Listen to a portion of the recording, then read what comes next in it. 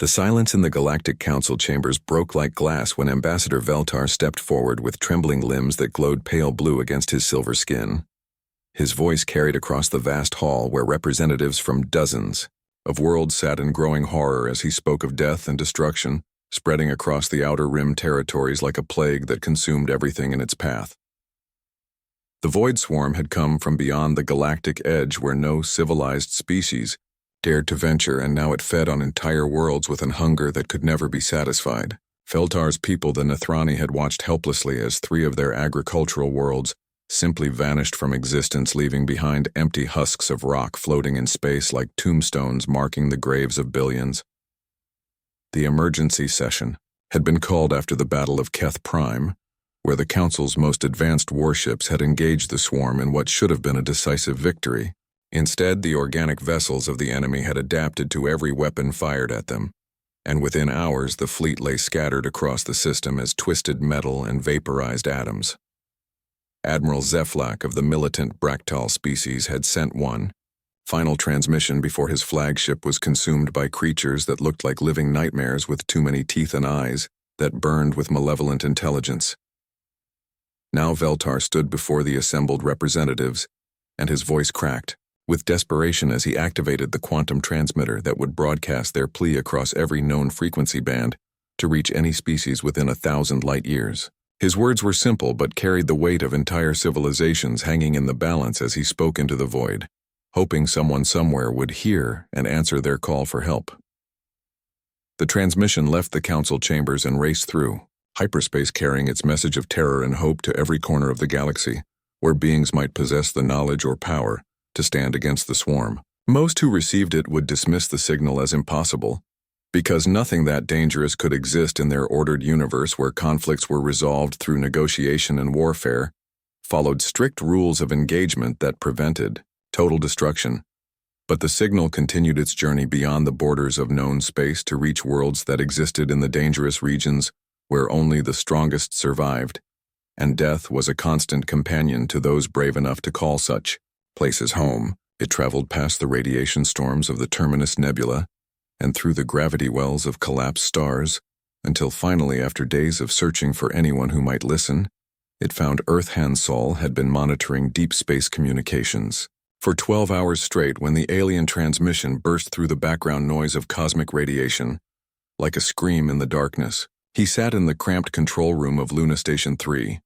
with coffee growing cold at his elbow and his eyes burning from staring at displays that usually showed nothing more interesting than solar flares and asteroid movements. The signal was unlike anything in the database of known transmissions, and Hansol felt his heart racing as he realized he might be witnessing first contact with an alien intelligence.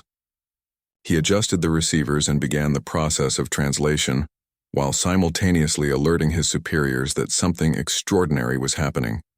The mathematics embedded in the transmission suggested a civilization far more advanced than humanity, but the emotional content that bled through even the most basic translation protocols spoke of fear beyond anything humans had ever experienced. Within an hour, Captain Dongmin arrived at the station with a team of specialists, including Chief Strategist Su Jin, whose reputation for tactical analysis was legendary throughout the Earth Defense Corps, and xenobiologist Wu Bin, who had spent his career preparing for this exact moment when humanity would finally make contact with another intelligent species.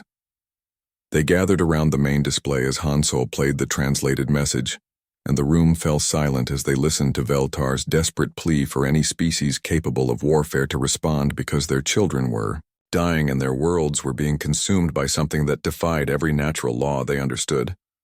Su Jin was the first to speak after the message ended, and her voice was steady, despite the magnitude of what they had just heard. She requested all available tactical data from the transmission and began analyzing the enemy that had driven an advanced galactic civilization to the brink of extinction. The biological ships described in the message were unlike anything in human military doctrine, but Su Jin recognized something in the alien accounts of battle that made her blood run cold. The enemy adapted to every weapon used against it, which explained why the alien fleets had been so completely defeated. Their energy weapons and plasma cannons had been analyzed and countered by creatures that learned from every engagement and became stronger with each victory. But Su-Jin realized the aliens had made a fundamental error in their approach to warfare, because they fought like civilized beings who believed in rules and honor, and the preservation of life. Wu Bin studied the biological data embedded in the transmission, and his analysis revealed creatures that had evolved for one purpose only, which was the consumption and conversion of all organic matter they encountered. The Void Swarm was not a natural species, but rather a weapon that had been unleashed upon the galaxy by some unknown force, and now it grew stronger with every world it devoured.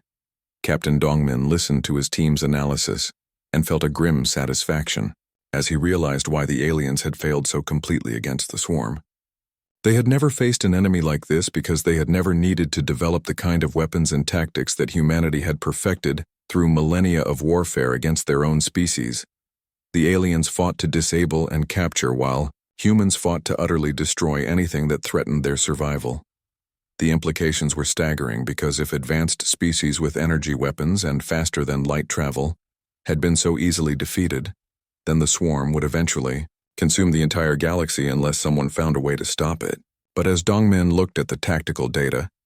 he began to see possibilities that the aliens had missed because they had never learned to think like predators who had climbed to the top of their world's food chain through violence and cunning. Su-Jin confirmed his suspicions when she highlighted the swarm's reaction to kinetic weapons in the few instances where such primitive technology had been used.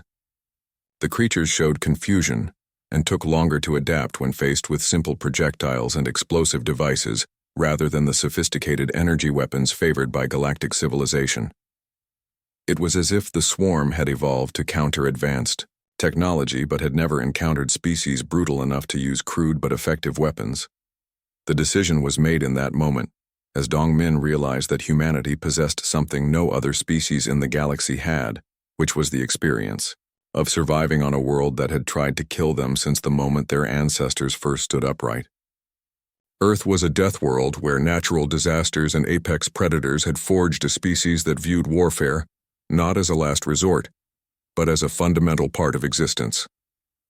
Dongmin activated the emergency protocols that would alert Earth Command and begin the mobilization of humanity's military forces. He knew the risks because revealing Earth's location to the galaxy would change everything, and there would be no going back to the isolation that had protected them for so long. But as he listened to Veltar's plea echoing through the station, he knew there was no choice, because when someone cried for heroes, the only response worthy of humanity was to answer that call. The message went out to every military installation on Earth and throughout the solar system, carrying orders that would have seemed impossible just hours before. Humanity was going to war against an enemy that had conquered half the galaxy, and they were going to do it using weapons and tactics that civilized species had abandoned long ago because they were too brutal and destructive for modern warfare.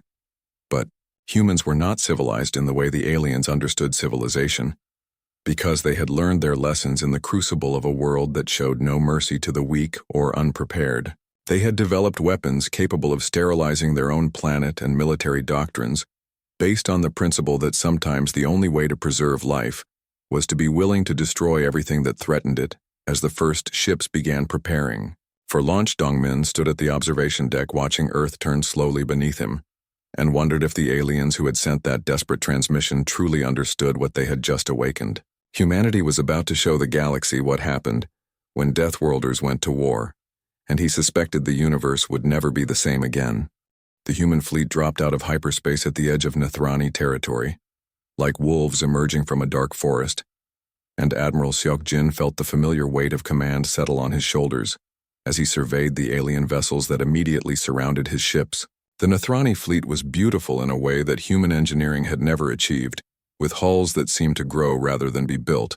and surfaces that rippled with patterns of light that spoke of technology so advanced it might as well have been magic. Seok-Jin stood on the bridge of the battleship Indomitable and watched as dozens of crystalline ships moved to intercept his fleet with movements so graceful they resembled a dance rather than a military maneuver. The alien vessels were clearly warships despite their elegant appearance, because sensors detected weapon systems that could reduce planets to ash, but there was something in their formation that suggested they had never truly expected to use such terrible power against a living enemy. Ambassador Hyewan stepped forward to begin the delicate process of first contact, and her training in xenodiplomacy had prepared her for this moment, though nothing could have truly readied her for the reality of speaking to minds that had evolved under alien stars. The communication array came online with a sound like crystal bells, and suddenly the bridge was filled with patterns of light that pulsed and swirled in ways that hurt human eyes to follow. The translation protocols worked slowly at first, as computers struggled to match alien concepts with human language, but gradually meaning began to emerge from the chaos of light and sound. Ambassador Veltar identified himself as the speaker for his people, and his patterns of communication carried emotions that were unmistakably similar to relief, mixed with desperate hope, tinged by an undercurrent of terror that ran deeper than anything humans had ever experienced. HFY introduced herself and her species with careful words, chosen to convey strength without aggression and intelligence without arrogance. She explained that humanity had received their distress call and traveled across the galaxy to offer assistance in their fight against the Void Swarm. The response from Veltar was immediate and overwhelming, as his bioluminescent patterns exploded across the communication channel in what Wubin quickly identified as expressions of joy, so intense they bordered on madness. But when Veltar learned that humans came from what galactic classification systems would identify as a Class 12 death world, the patterns of light shifted to something that made even hardened military officers step back from their displays. Wubin worked frantically to translate the alien emotions, and his voice was shaking when he announced that the patterns indicated impossible hope, mixed with the kind of terror that came from realizing you had just invited apex predators into your home.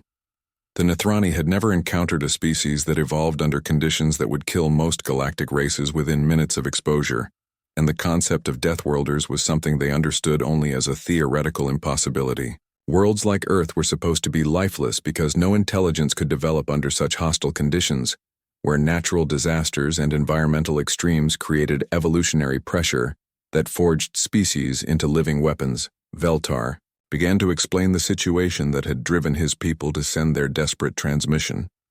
and with each detail, the human officers felt growing amazement at the aliens' naivety about warfare. The Void Swarm had consumed the industrial worlds of the Kethmori, who specialized in manufacturing weapons and starships with precision that could cut atoms and forge metals stronger than neutron star material. But their technology had proven useless against an enemy that adapted to every attack. The warrior species known as the Bractal had thrown their finest military forces against the swarm in battles that should have ended with decisive victory for the defenders. These aliens had conquered dozens of systems and built an empire that stretched across 3 spiral arms. But their concept of warfare was based on honor and individual combat prowess, rather than the total annihilation that humans considered standard military doctrine. Now the swarm was consuming Nethrani agricultural worlds with methodical efficiency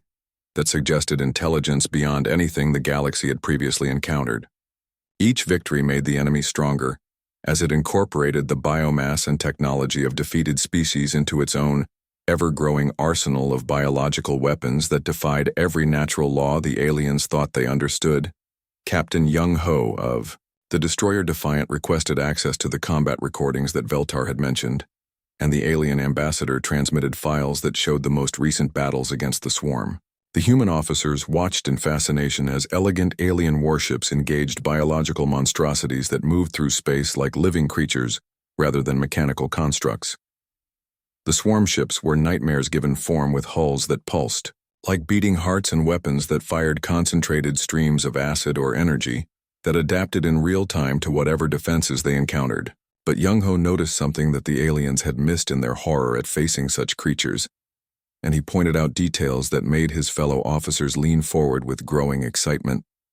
The biological ships showed confusion when faced with kinetic weapons rather than energy-based attacks, and their adaptive capabilities seemed focused on countering the sophisticated technology that galactic civilization had developed over millions of years. Simple projectiles and explosive devices caused damage that took longer to heal, and the creatures' movement suggested they had never encountered species primitive enough to use such crude but effective weapons. HFY proposed a formal alliance between humanity and the Galactic Council, with human forces taking the lead in developing new strategies for combating the swarm, while alien technology would provide the logistics and support needed for a sustained campaign. The response from Veltar was immediate acceptance mixed with patterns that Wu Bin translated as gratitude so profound it had no equivalent in human language. But then Veltar asked a question that made the entire bridge fall silent, as the implications sank in and his patterns of light pulsed with something that might have been wonder or horror. He wanted to know why humans would risk their lives to fight for the children of species they had never met,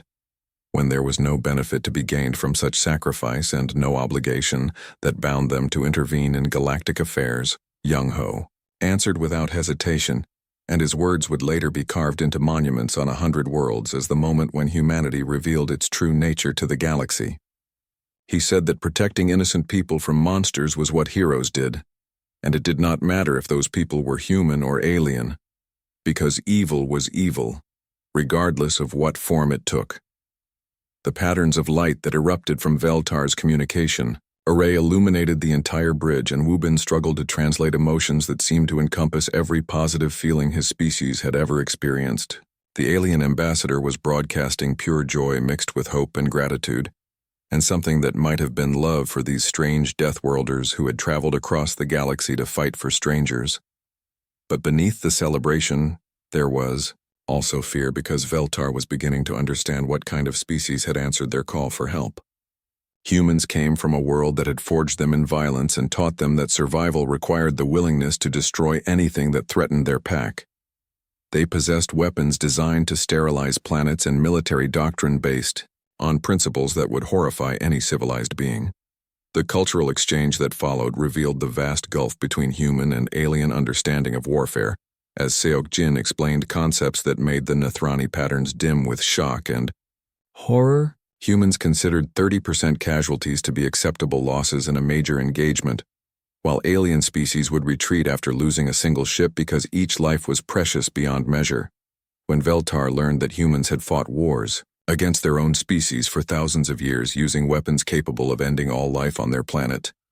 the alien ambassador fell silent for long minutes before asking if humanity was offering to save the galaxy or conquer it. The question hung in the air like a sword waiting to fall.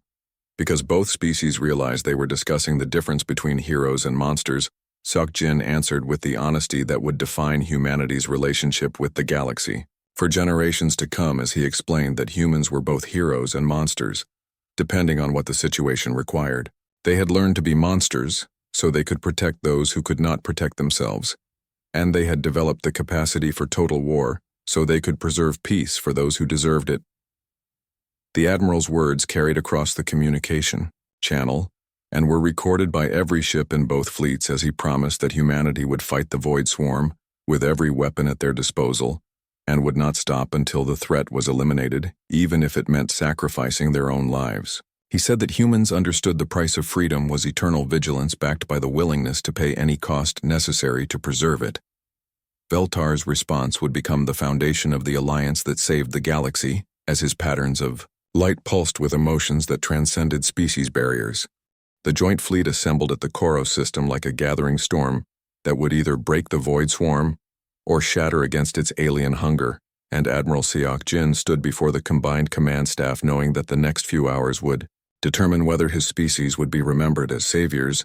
or as another failed experiment in galactic warfare. The Bractal commanders sat rigid in their ceremonial armor,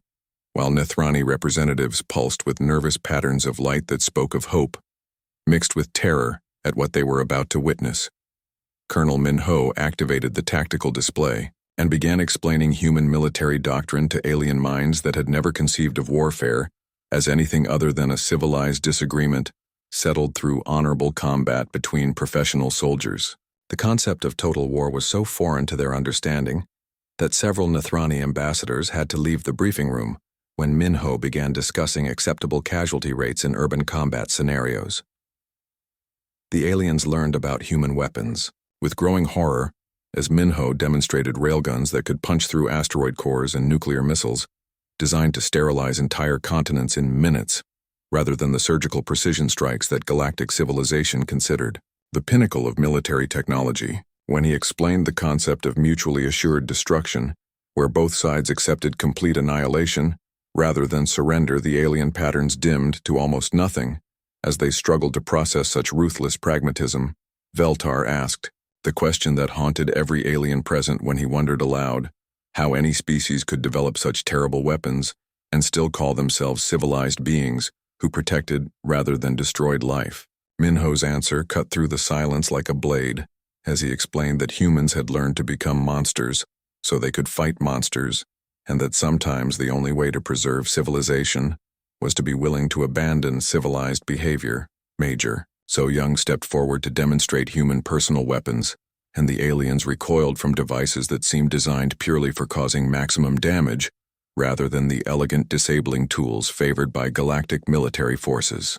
Her sidearm fired solid projectiles that would tear through organic tissue, while her combat knife was designed for close-quarters killing rather than the ceremonial purposes that alien warriors preferred. The cultural exchange became even more disturbing when So Young explained human military history to creatures who had never experienced warfare between members of their own species. She described conflicts that lasted for decades and consumed entire generations in pursuit of ideological differences that aliens could not comprehend because their societies had evolved past such primitive behaviors millions of years ago. Engineer Kyung-soo began modifying alien warships with human weapon systems, and the process revealed just how different their approaches to combat had become over evolutionary timescales. Alien ships were marvels of engineering designed to disable enemy vessels and capture their crews for honorable surrender, while human designs focused on complete destruction of anything that posed a threat to friendly forces. The Nethrani watched, in fascination and horror, as Kung-Su installed kinetic weapon systems that would have been considered war crimes by galactic standards because they were designed to punch holes in ship hulls and cause catastrophic decompression that would kill crew members instantly. When they protested that such weapons violated the accepted rules of engagement, Kyung-Soo explained that the Void Swarm did not follow any rules and could only be defeated by species willing to abandon civilized constraints. Dr. Yoon-ji began training alien medical personnel in trauma surgery techniques that had been developed through centuries of human warfare, and her students struggled with procedures designed to keep soldiers fighting rather than ensuring their comfort and dignity. The concept of battlefield medicine, where medics worked under fire to save lives that would immediately be risked again in combat, was so alien to their understanding that several trainees fainted during the first demonstration.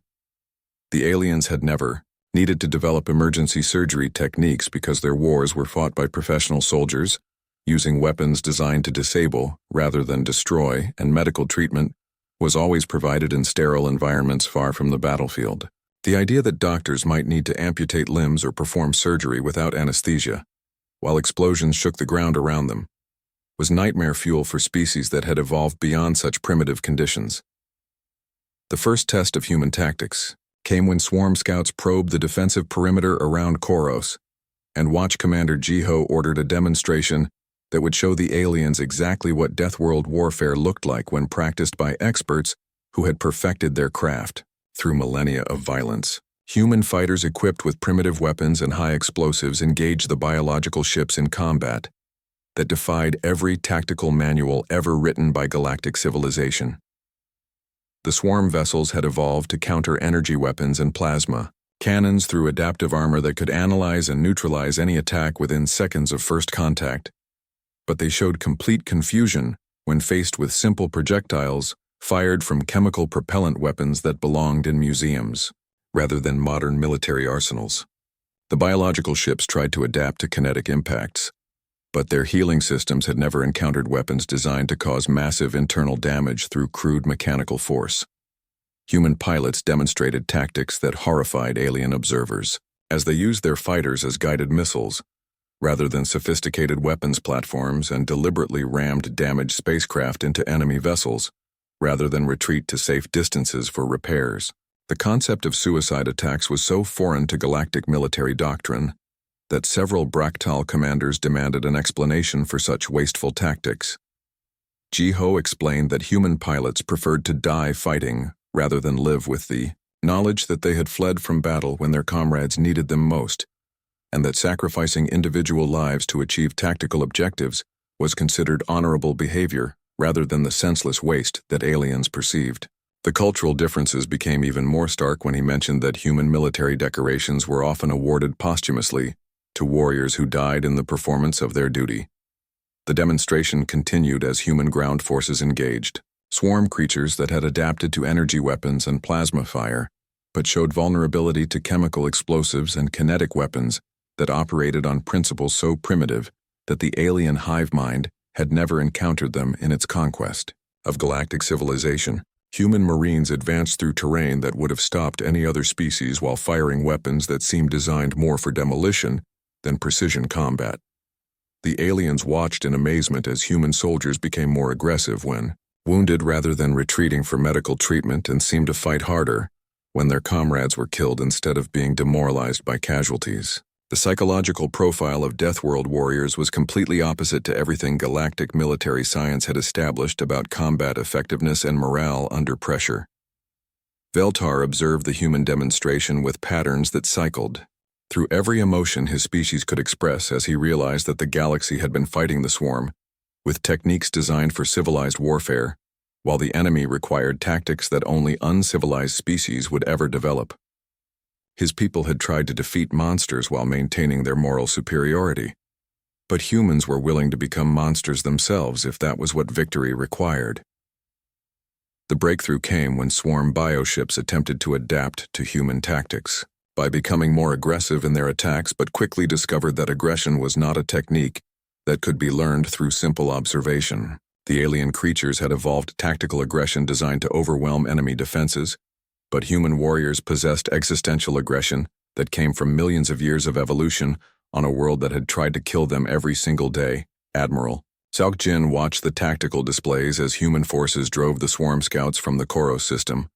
using weapons and methods that would have been considered primitive by galactic standards, but proved devastatingly effective against an enemy that had adapted to counter advanced technology. The implications were staggering because if crude human weapons could defeat creatures that had conquered half the galaxy, then the war might actually be winnable. The alien commanders struggled to process what they had witnessed as their fundamental understanding of warfare was challenged by evidence that sometimes the most primitive approaches were also the most effective. They had spent millions of years developing elegant solutions to military problems, while humans had perfected the art of organized violence through trial and error against enemies that included their own species. So Young summarized the lesson with characteristic human directness when she explained to the assembled alien officers that the swarm had evolved to fight civilized enemies who followed rules and maintained honor codes, while humans had learned to fight anything that threatened their survival using whatever methods were most effective regardless of moral considerations. The Battle of Chorus began when the twin suns rose above the planet's contaminated surface, and Admiral Sauk Jin gave the order that would prove whether Deathworld tactics could defeat an enemy that had conquered half the galaxy using adaptive evolution and biological superiority that defied every natural law alien science thought it understood. The Void Swarm emerged from underground hives that had been growing beneath the planet's crust for months, while the defenders prepared to make their stand using weapons and strategies that civilized species had abandoned millions of years ago. The first wave of swarm creatures burst from the surface like a living plague that transformed the morning sky into a writhing mass of biological nightmares that moved with purpose beyond anything the galaxy had previously encountered. Each bioship was the size of a cruiser, with hulls that pulsed like beating hearts and weapons that fired streams of adaptive energy, designed to counter whatever defenses they encountered.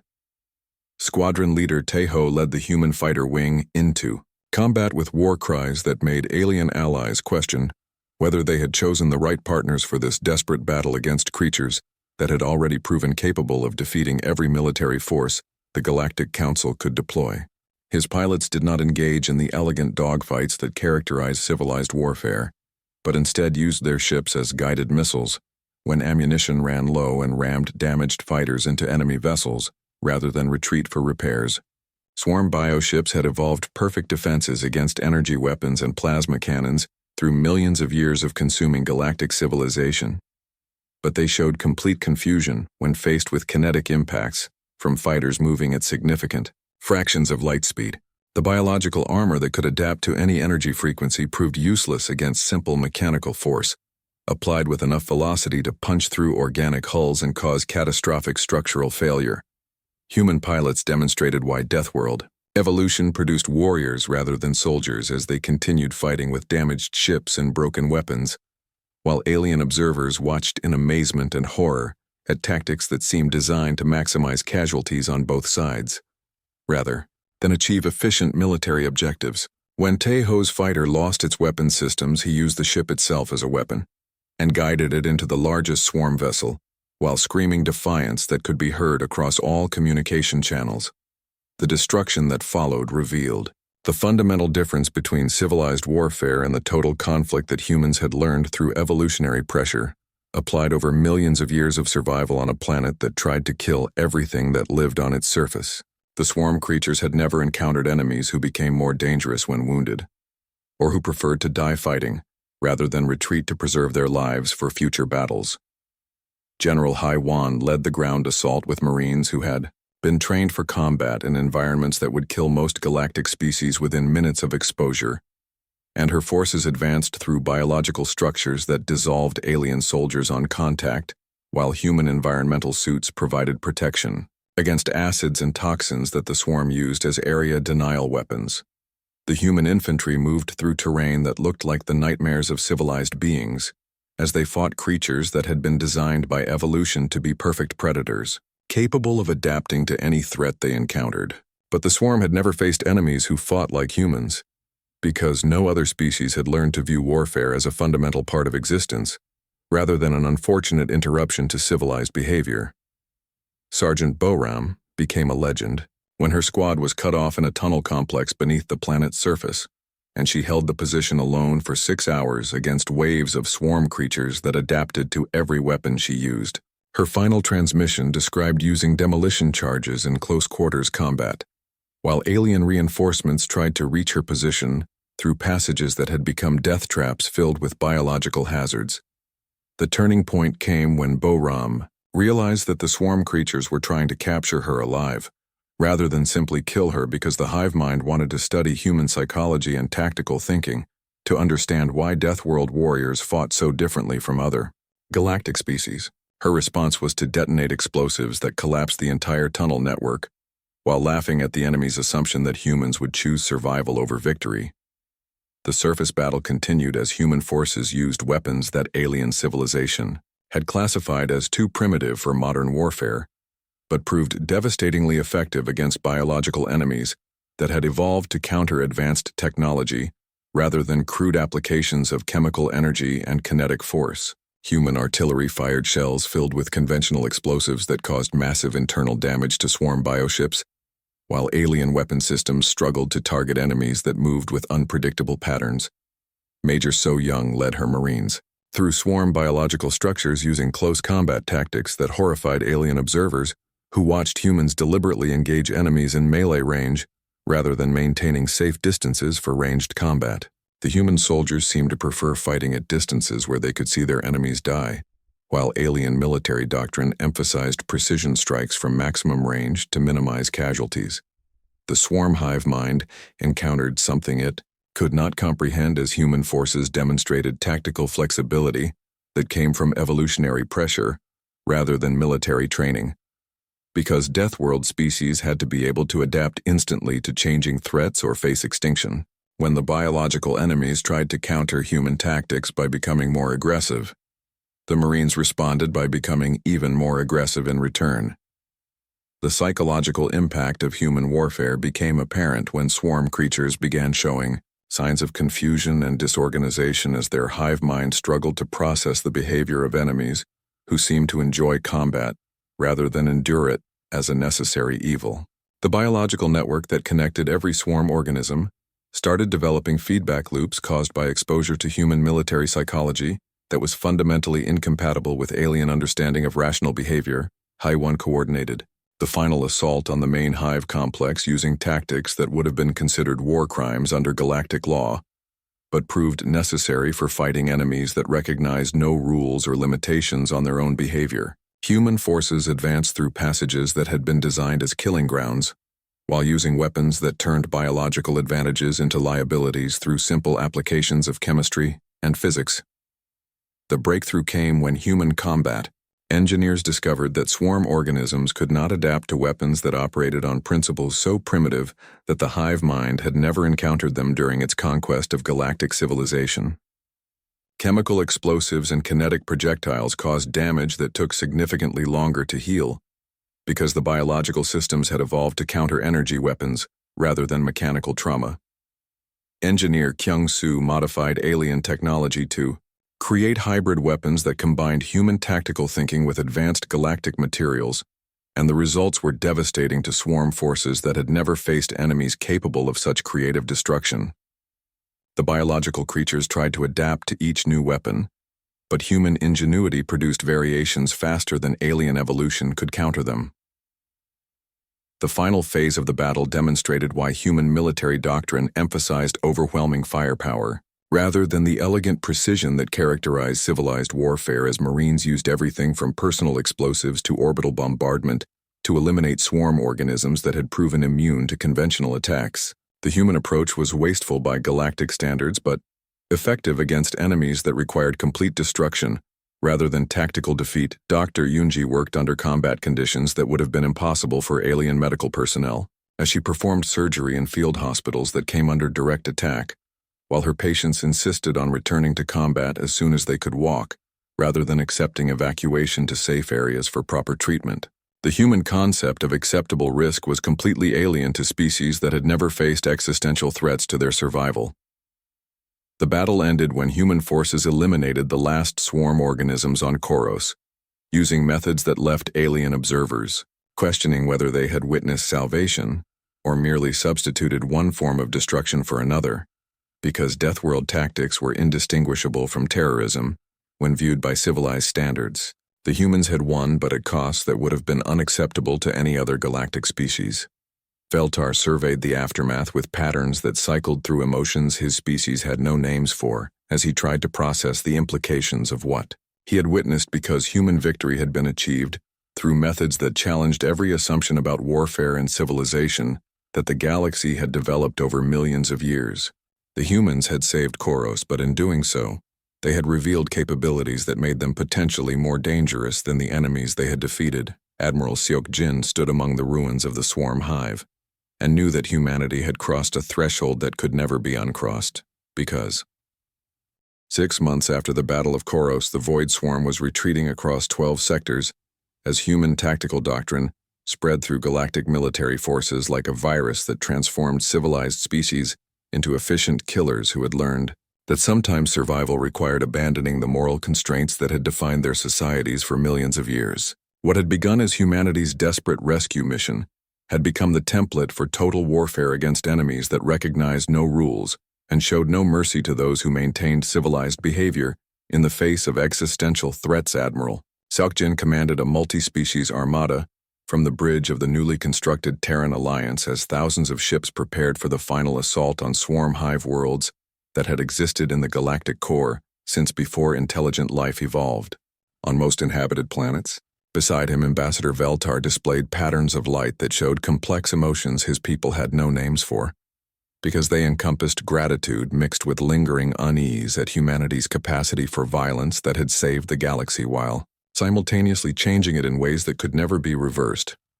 The campaign's unprecedented success had come from an unexpected source,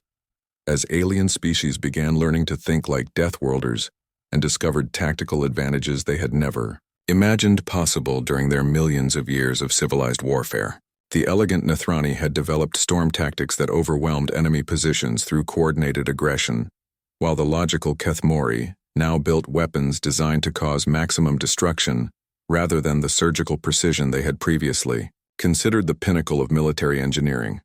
Captain Mi-young of the science vessel Discovery had spent months studying captured swarm specimens in laboratories that would have been considered torture chambers by pre-war galactic standards. But her research had revealed the enemy's fundamental weakness that explained why civilized tactics had failed so catastrophically. The hive mind that connected every swarm organism could not adapt to truly irrational behavior,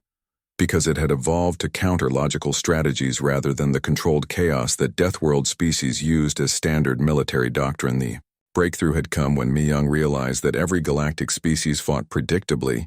because their military traditions emphasized honor and efficiency, over raw effectiveness, and this predictability allowed the swarm to develop counters for any strategy they encountered. But humans fought with deliberate irrationality that made their actions impossible to predict or counter, because Deathworld evolution had taught them that unpredictable enemies were more likely to survive than those who followed established patterns. Final campaign began with coordinated strikes across 50 systems as the largest fleet action in galactic history, demonstrated how completely human warfare doctrine had transformed alien military thinking during just 6 months of desperate combat against enemies that required total commitment rather than limited engagement. 10,000 ships from dozens of species had been trained in human tactics that emphasized overwhelming firepower and acceptable casualties over the preservation of life and equipment that had characterized pre-war military operations. The assault on the Abyss Nebula, where the swarm's core hive had existed for millions of years, required strategies that no civilized species would have developed without human influence, because the approach involved sacrificing entire fleets to achieve tactical objectives that advanced the overall campaign toward final victory. Alien commanders who had once considered single ship losses to be unacceptable disasters now calculated casualty rates in percentages rather than individual lives. Xiao Jin coordinated the battle from a command center that processed information from thousands of sources while making decisions that would determine whether galactic civilization survived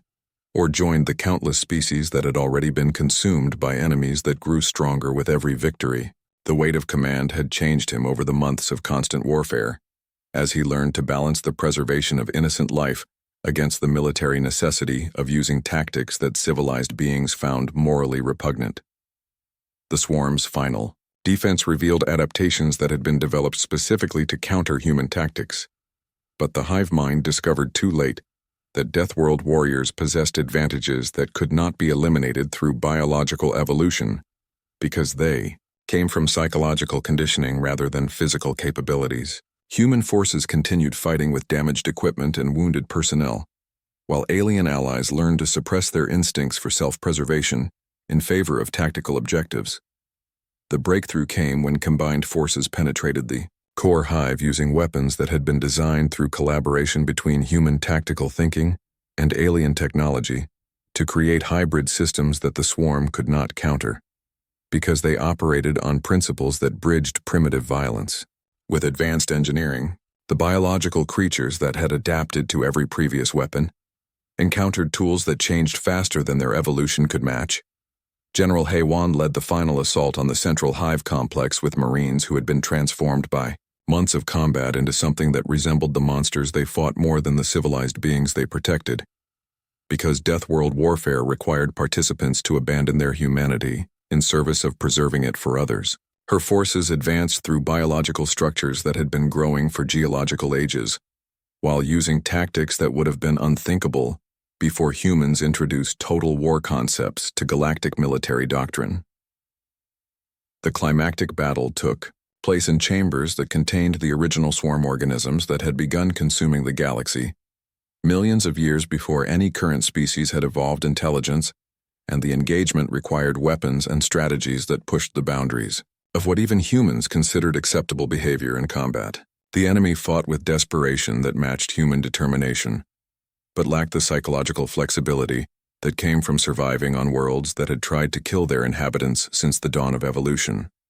The final victory came when human combat engineers used nuclear weapons inside the hive complex, while their own forces were still engaged in close combat, because the tactical situation required immediate action, rather than the careful evacuation that would have been standard procedure for any other species. The explosion that followed eliminated the swarm's central intelligence, but also demonstrated why Deathworlders were both heroes and monsters, depending on perspective. Captain Young Ho transmitted the final confirmation that the swarm had been eliminated as a galactic threat, while standing in the ruins of structures that had existed since before Earth's sun was born, and his words carried across the communication networks of 1,000 worlds where civilian populations learned that their nightmares had finally ended. The cost had been measured in millions of lives and hundreds of worlds, but the alternative would have been the extinction of all intelligent life in the galaxy. The aftermath of victory revealed changes that went far beyond military tactics as Entire species had been transformed by their exposure to human concepts of warfare and survival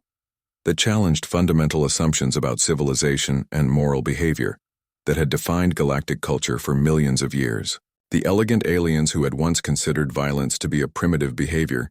now understood that sometimes monsters could only be defeated by those willing to become monsters themselves. Veltar asked the question that would define humanity's role in the post-war galaxy, when he wondered whether humans were ultimately heroes or conquerors, and whether there was any meaningful difference between those categories when viewed from the perspective of species that had been saved through methods they could never have imagined using themselves. His patterns showed uncertainty about whether the galaxy had been rescued or conquered by Deathworlders, whose capacity for violence exceeded anything previously known. Seok Jin provided the answer that became the foundation of human galactic policy, as he explained that his people were whatever the situation required them to be, and that they had learned to balance heroism with necessary brutality, because sometimes protecting innocent life required the willingness to commit acts that would horrify those being protected. He promised that humanity would use its power responsibly, but warned that any species that chose to threaten peaceful civilizations would discover why Deathworlders had survived where more civilized races might have perished. The integration of humanity into the Galactic Council proceeded not as membership, but as a special category of protector species, whose role was to defend civilization against threats that could not be countered through diplomatic solutions or limited warfare. The new structure recognized that some problems required solutions that civilized beings could not provide, while ensuring that human military power would be directed only against legitimate threats to galactic peace. The memorial constructed above, the ruins of the swarm's core hive carried inscriptions in hundreds of languages that honored both the civilized species who had maintained their moral principles despite facing extinction, and the human warriors who had sacrificed their innocence to preserve those principles for others.